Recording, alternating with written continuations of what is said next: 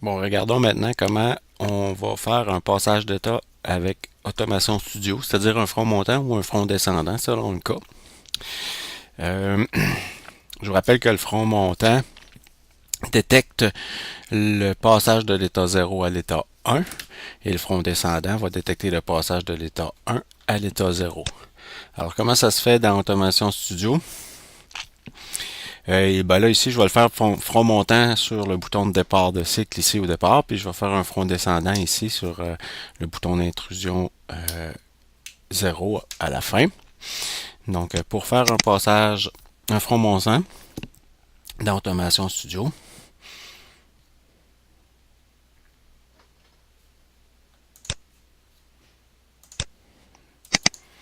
allez, bon, pour faire un front montant, il faut juste se mettre devant notre capteur, puis aller chercher le petit, celui-là ici, le petit chapeau, qui nous dit opérateur de front montant.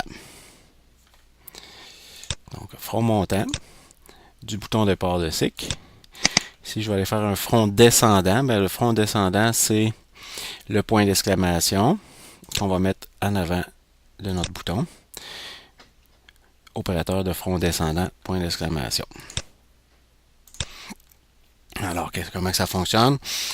Lorsque je vais pas peser sur mon bouton, il va détecter le front montant. Donc, il fait sa séquence. Ici, il reste à l'étape 5 et il attend d'avoir le front descendant de l'interrupteur 0. Donc, lorsque je pèse dessus, il reste encore à l'étape 5. Lorsque je vais le lâcher, il va recommencer à l'étape 2, mais voyez-vous, mon bouton ici a été quand même clenché.